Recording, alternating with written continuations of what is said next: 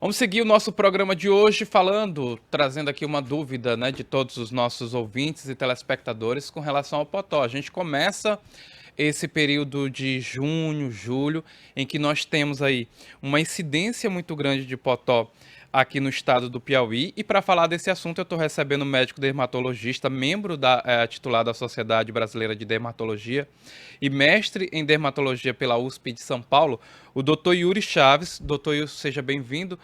Para a gente tirar, né, esse mitos e verdades, eu já conversava aqui com o doutor na hora do intervalo aqui do programa.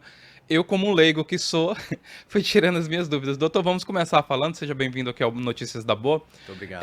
Por que nesse período de junho, julho, onde a gente tem uma incidência menor de chuvas e um período maior de calor aqui no estado do Piauí, a gente tem essa incidência maior de Potó? Isso é, nesse período, o Potó ele encontra algumas situações específicas onde ele tem uma melhor condição de reprodução e por isso de aumento da quantidade de Potó.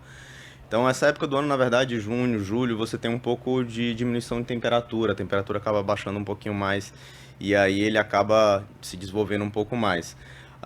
Na época de chuva também, ele acaba para se refugiar da chuva, buscando abrigo nas casas e isso acaba aumentando também os acidentes por Potó. O doutor falava com o senhor na hora do intervalo que a sensação que eu tinha é que nós tínhamos Potó muito mais naquele período do BR-Obrol, né? Setembro, outubro, novembro, dezembro. Quanto na verdade é nesse período de junho e também dezembro, não é isso? Isso, os acidentes por potó aumentam muito nessa época de junho, isso por conta do desenvolvimento do potó mesmo, ele aumenta muito a quantidade de potó circulante, e na época ali de dezembro já começa a chover um pouco, então o potó começa a se abrigar nas casas e aumenta também, tem um leve aumento dos casos. Doutor, também com relação ao Potó, o mito também é que não é a picada, né? O Potó ele solta um líquido na pele das pessoas, não é isso? Isso, exatamente. O potó ele tem uma substância dentro dele. Potó, o nome dele científico é Pederus pd e dentro desse inseto tem uma substância chamada pederina, que é uma substância que é altamente ácida. Então, quando você esmaga o potó na pele, ele libera essa substância provoca uma queimadura na pele. E, às vezes uma queimadura que pode ser até grave, né? Então, e normalmente essa queimadura, como é provocada pelo esmagamento, ela tem algumas características bem específicas. Então, as queimaduras por potó, elas tendem a ser lineares, porque a pessoa bate a mão no potó e sai escorregando pela pele, então ela forma como se fosse uma linha. Ou então nas áreas de dobras, porque quando você dobra a pele e o potó está ali no meio, ele acaba sendo esmagado e liberando essa substância, e aí forma que meio que lesões em espelho na região das dobras. Então esse tipo de lesão é bem comum, e é provocada mais pelo esmagamento do potó do que pela picada ou pela urina do potó.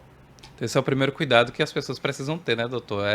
Se encontrou Potó no corpo, não mate, porque a tendência de se queimar é muito grande, né? Perfeito, é Qual isso é aí. a primeira coisa que quem foi, né, quem teve o líquido aí na pele pode fazer para tentar diminuir aí a incidência aí da queimadura? Então, na verdade, no momento da queimadura você não vai sentir dor, né? Esse é o grande problema. Mas se você encontrar um potó na sua pele, você tenta não esmagar ele, tenta tirar ele com cuidado, lavar o local com água e sabão, para caso tenha havido depósito da substância na pele, ela ser removida o máximo possível naquele momento. Na maioria das vezes as queimaduras potó são leves, elas não chamam muita atenção, mas existem casos onde pode haver queimaduras graves principalmente em locais um pouco mais sensíveis, isso pode acontecer. Uma dica importante que a gente tem que dar é que o potó ele gosta muito o potó, como a maioria dos insetos, né, ele acaba gostando muito do acúmulo de sujeira, de lixo. Então, se você deixa acumular lixo por muito tempo em casa ou perto de casa, isso acaba chamando muito o potó para sua casa e aumentando o risco de acidentes por potó. Outro mito, né, doutor? Porque o que a gente escuta muito, e eu tô falando também pela minha experiência pessoal, é de que o Potó gostava muito de ambientes limpos. Por exemplo, cama, né? Porque tem casos, por exemplo, de crianças que vão dormir boas e acordam com a queimadura, por exemplo. Então, é um mito essa história de achar que é só locais limpos, né? Também o lixo, né? Não, é muito pelo contrário, assim, o potó ele vai gostar muito se você acumular lixo, aumenta muito a chance do potó estar povoando aquela região. E é claro que se você está povoando a região da casa, então qualquer região da casa que o potó esteja, aumenta o risco de acidente por potó, né? Que existe a possibilidade de a gente encontrar, né? Em qualquer área da Isso. casa. Doutor, E aí os cuidados para que as pessoas que ocorreram esse tipo e teve a gravidade da situação ali da queimadura. Então, em casos onde você tem uma dor muito intensa, onde você tem secreção purulenta, onde você tem um prejuízo às atividades do dia a dia, o ideal seria procurar um médico para que ele pudesse, enfim, ver as condições que se encontra aquela queimadura e a partir daí passar o tratamento mais adequado. Então, né, nesses casos, eu diria quando você tem uma dificuldade nas atividades do dia a dia causada pela queimadura do potó, ou quando você tem uma vermelhidão muito intensa, secreção purulenta, esses casos devem ser atendidos por um médico, um profissional adequado. Doutor, e com relação aos bebês, né? A gente tem a pele do bebê é muito mais sensível.